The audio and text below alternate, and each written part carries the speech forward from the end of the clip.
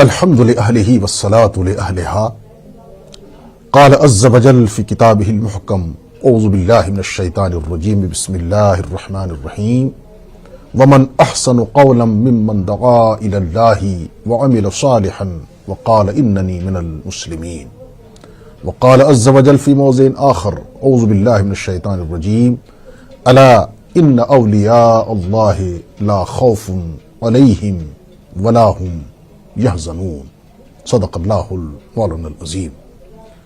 خواتین و حضرات،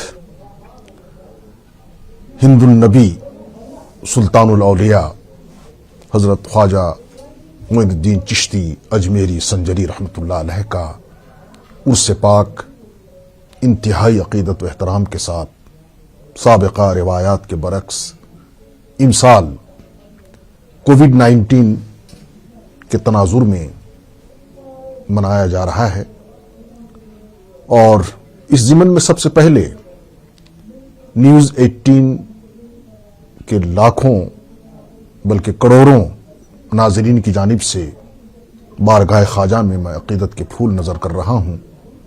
اللہ تبارک و تعالی حضرت خواجہ معین الدین چشتی اجمیری سنجری رحمۃ اللہ علیہ کے درجات بلند سے بلند تر فرمائے۔ آپ کی شخصیت، آپ کی عظمت، آپ کی خدمات اور آپ کے کارنامے تا صبح قیامت یادگار رہیں گے، اور جس طرح سے اس عظیم ہستی نے، اس بلند پایا ولی کامل نے اپنے وطن سے دور ہزاروں میل کا سفر طے کر کے ہندوستان کی سرزمین کو اپنے فیوز و برکات سے سیراب کیا، اور اس کفرستان میں اسلام کی شمع روشن کی، حقیقت یہ ہے کہ اس کی کوئی مثال نہیں مل سکتی۔ حضرت خواجہ خواجگان معین الدین چشتی اجمیری سنجری رحمۃ اللہ علیہ رسول کائنات صلی اللہ علیہ وسلم کی اولاد و امجاد میں سے ہیں، حسبی نسبی سادات میں سے۔ آپ کے والدین کا سایہ عین بلوغیت کے وقت سر سے اٹھ چکا تھا۔ مورخین لکھتے ہیں کہ آپ کو وراثت میں ایک باغ ملا، اس کی دیکھ بھال، سیرابی، اس کی نگہبانی اور اس کے نشو و نما میں آپ لگے رہے۔ اتفاق کی بات کہ ایک دن ایک مجذوب کا وہاں سے گزر ہوا۔ وہ شخصیت حضرت ابراہیم قنوری رحمۃ اللہ علیہ کی تھی، جلال و جمال کا پیکر۔ وہ جب باغ کے اندر داخل ہوئے تو حضرت خواجہ صاحب کی نظر پڑی۔ آپ چھوٹے تھے، 12-13 سال کی عمر ہوگی۔ آپ نے بڑی عقیدت و محبت سے ان کی خدمت میں انگور کے خوشے پیش فرمائے۔ مجذوب نے ایک آدھ دانہ نوش فرمایا۔ اس کے بعد کوئی ایسا تبرک آپ کے حوالے کیا، خلی کہا جاتا ہے، اور خواجہ اجمیری سے آپ نے فرمایا کہ اسے تم کھا لو۔ اس کا کھانا تھا کہ آپ کی قلبی کیفیت بدل گئی، ایک انقلاب آ گیا، دنیا سے بددل ہو گئے۔ باغ کو آپ نے فروخت کر دیا جو وراثت میں آپ کو ملا تھا۔ اس کے بعد پھر آپ تحصیل علوم کے اندر لگ گئے۔ اپنے وطن میں آپ نے بنیادی تعلیمات حاصل کی، قرآن و حدیث کے علوم سے آراستہ ہوئے، قرآن مجید کو حفظ کر لیا، اور پھر چلتے چلتے وقت کے ایک بہت بڑے ولی حضرت شیخ المشائخ خواجہ ہارون علیہ الرحمہ کے بارگاہ میں حاضر ہو گئے۔ مرشد نے اپنے اس مسترشد کو، یعنی پیر نے اپنے اس مرید کو ہاتھوں ہاتھ لیا، تربیت شروع کی، اور مسلسل 20 سال تک آپ حضرت خواجہ ہارون علیہ الرحمہ کی بارگاہ میں رہے۔ سفر، حضر، اٹھنا بیٹھنا، رات دن، جلوت و خلوت آپ نے اپنے پیر کے ساتھ گزاری، اور ایک وقت آ گیا کہ آپ کو حج کی سعادت حاصل ہوئی۔ اپنے پیر کے ساتھ خانہ خدا کی حاضری، مناسک ادا کرنے کے بعد زیارت روضے رسول صلی اللہ تعالی علیہ وسلم کی سعادت جب حاصل ہوئی اور آپ نے گنبد خضرا کے سامنے جا کر السلام علیک یا حبیبی کہا کہ سلام پیش کیا تو روض انور سے جواب ملا کہ وعلیکم السلام یا ولدی۔ اس سے قبل حج کے دوران جب آپ طواف میں تھے تو خانہ کعبہ کے مطاف سے یہ آواز کئی بار آپ نے سنی، بے شمار حاضرین نے سنی۔ ایک ہاتف غیبی آواز دے رہا تھا کہ معین الدین، اللہ تعالیٰ نے تمہیں اپنی بارگاہ میں قبول کر لیا ہے اور تمہیں ایک خاص مشن سونپا جائے گا۔ اس کی تائید بارگاہ نبوی صلی اللہ علیہ وسلم سے ہوئی۔ آقا علیہ السلام نے بشارت دی کہ معین الدین، اب تمہیں اس دین حنیف کی اشاعت اور تبلیغ اور اس کی ترسیل اور اسے دوسروں تک پہنچانے کے لیے ہندوستان کا سفر کرنا ہے۔ خواجہ صاحب حیران ہوئے کہ ہندوستان، پہلی بار یہ نام کانوں سے آشنا ہوا، کہاں ہے، کس جگہ ہے، کس طرح جانا ہے۔ مورخین لکھتے ہیں کہ خواب میں آپ کو پورے ہندوستان کا نقشہ، متحد ہندوستان کا نقشہ پیش کر دیا گیا، تمام وہ راستے جہاں سے آپ کو سفر کرنا ہے۔ مختصر یہ کہ باطنی اشارے کے بعد رسول کائنات صلی اللہ علیہ وسلم کی واضح ہدایت کی روشنی میں آپ نے ہندوستان کا سفر شروع کیا۔ خلافت مل ہی چکی تھی۔ اس دوران آپ نے بے شمار اولیاء کرام سے، بعض مورخین لکھتے ہیں کہ آپ نے تقریباً 1500 وقت کے اولیاء کبار سے ملاقاتیں کی، ان سے فیض اٹھایا، استفادہ کیا، روحانی سلوک اور مدارج طے کیے۔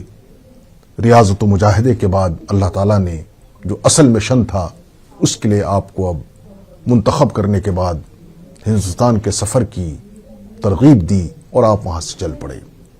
تصور کیجئے تقریباً 700-800 سال قبل، جب سفر کے ذرائع مہیا نہیں تھے، سہولیات نہیں تھیں، زمینی سفر دشوار تھا، آسمانی سفر کا تو تصور ہی نہیں، کس طرح سے آپ نے ان راستوں کو طے کیا ہوگا؟ کئی ممالک سر کرنے کے بعد، سفر کے بعد آپ افغانستان، پھر اس کے بعد ملتان، پھر لاہور پہنچے۔ لاہور میں آپ نے حضرت خواجہ علی حجویری داتا گنج بخش رحمۃ اللہ علیہ کے مزار پر حاضری دی، اور نہ صرف حاضری دی بلکہ چلہ کشی کی۔ بعض مورخین لکھتے ہیں کہ صرف 1 ماہ قبل حضرت داتا گنج بخش کا انتقال ہوا تھا۔ کچھ مورخین کا اس میں اختلاف ہے۔ بہرکیف جو بھی صورت ہو، آپ نے چلہ کشی کے بعد جب وہاں سے اٹھے اور جو شعر آپ نے فرمایا وہ ایک تاریخ کا حصہ ہے۔ وہ شعر ہے، آپ نے ارشاد فرمایا کہ گنج بخش فیض عالم مظہر نور خدا، گنج بخش فیض عالم مظہر نور خدا، ناقصاں پیر کامل کاملارا رہنما۔ یعنی حضرت خواجہ حجویری داتا گنج بخش رحمۃ اللہ علیہ اتنے بڑے پیر کامل، اور جن کی خود ایک کتاب جو آپ نے لکھنے کے بعد اپنے ساتھ قبر میں محفوظ کر لی تھی، اور فرمایا تھا ایک ولی کامل آئے گا، میرا ایک خاص شاگرد یہاں آئے گا جو اس کتاب کو میری قبر سے نکالے گا، کشف المحجوب۔ اس کتاب کو حضرت خواجہ صاحب نے اپنی دست کرامت سے قبر انور سے نکالی۔ وہ آج کتاب چھپ چکی ہے، فارسی میں تھی، اس کا اردو میں ترجمہ ہو چکا ہے۔ تصوف اور سلوک کے حوالے سے انتہائی اہم ترین کتاب، اور یہاں تک کہا گیا کہ کسی کا اگر پیر نہیں ہے، کوئی مرشد نہیں ہے، تو اس کتاب کا مطالعہ کرے، اس کو تمام تر رہنمائی حاصل ہو جائے گی۔ بہرکیف حضرت خواجہ صاحب نے اب وہاں سے دلی اور اجمیر کا سفر شروع کیا۔ ظاہر ہے مہینوں لگے ہوں گے۔ ان پورے اسفار میں، سفر کے دوران جگہ جگہ لوگ آپ کے گرویدہ ہو جاتے، آپ سے عقیدت و محبت کا مظاہرہ ہوتا، اور لوگ آپ کے دست حق پرست پر اسلام کی دولت سے مالا مال ہوتے، یہاں تک کہ آپ اجمیر تشریف لے آئے، جہاں سے آپ کو پورے ہندوستان پر روحانی حکومت کا سکہ جمانا تھا، جہاں سے آپ کو قال اللہ و قال رسول صلی اللہ علیہ وسلم کے پیغام کو عام کرنا تھا، اور جہاں سے آپ کو اسلام کے ابدی، سرمدی اور دائمی جو ایک پیام ہے اس کو عام کرنے کی کوششوں میں تیزی لانی تھی۔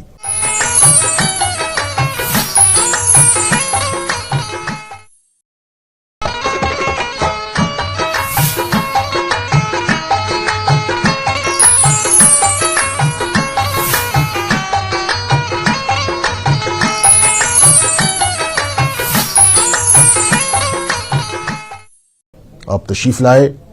اس دوران اجمیر میں قیام جب آپ نے کیا ہے تو جن مشکلات کا آپ کو سامنا کرنا پڑا، جن مصائب کا سامنا کرنا پڑا، جو دشواریاں حائل ہوئیں، وہ ایک الگ داستان ہے۔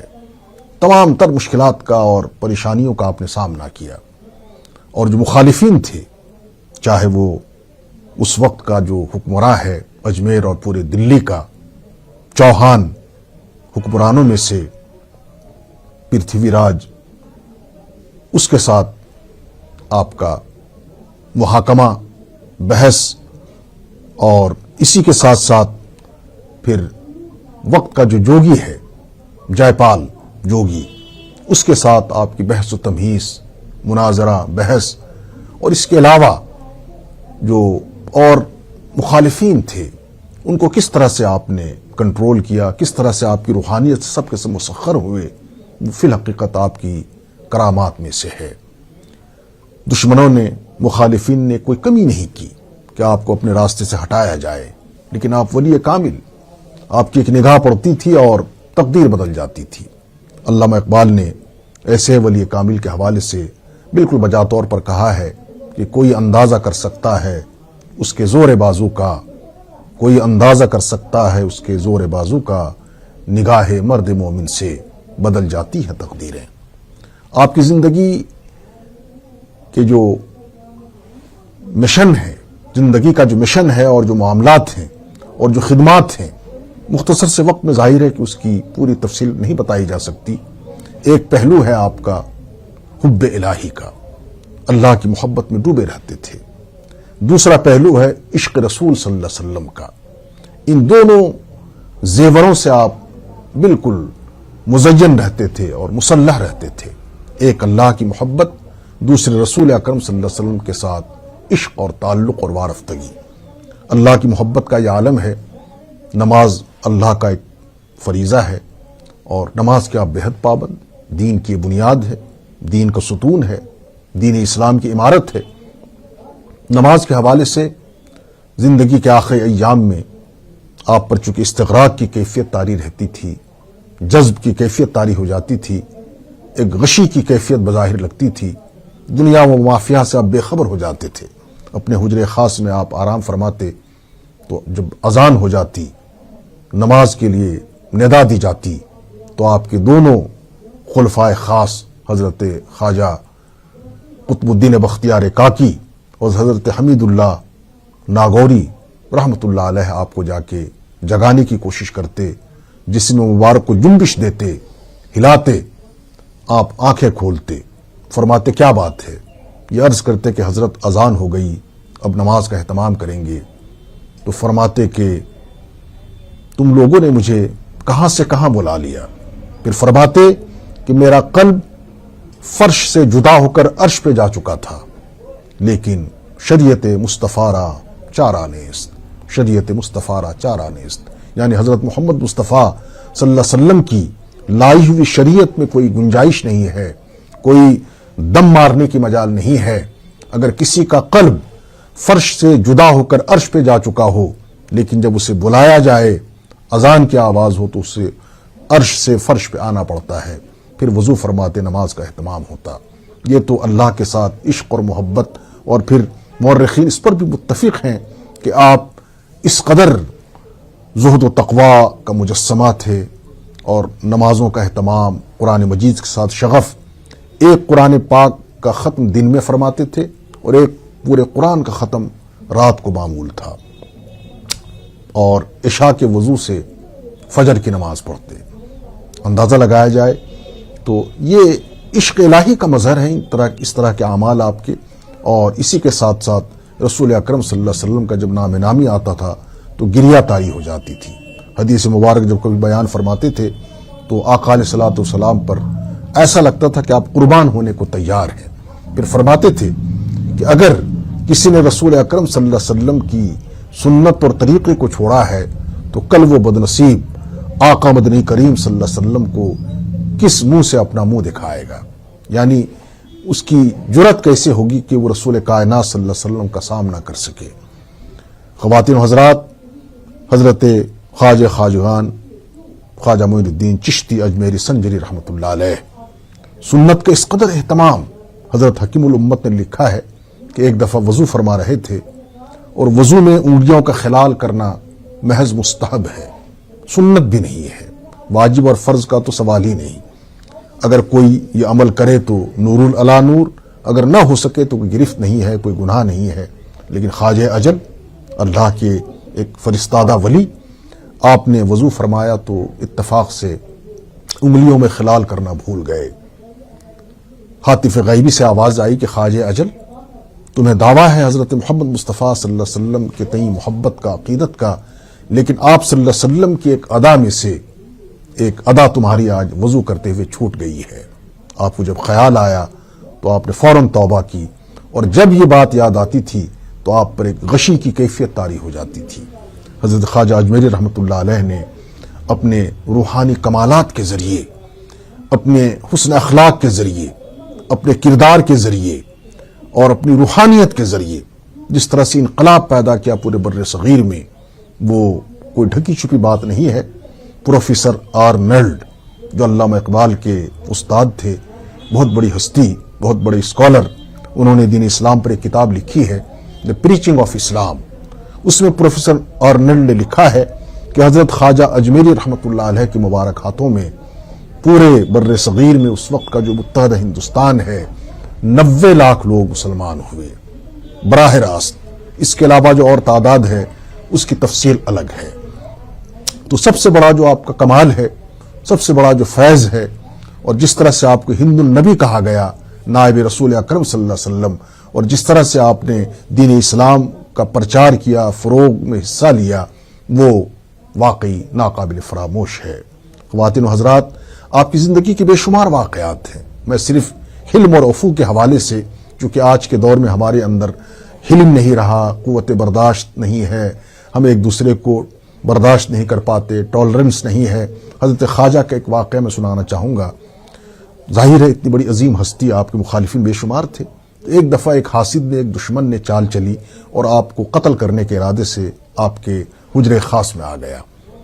حضرت نے نظر باطن سے محسوس کر لیا کہ اچھے ارادے سے ہی نہیں آیا ہے۔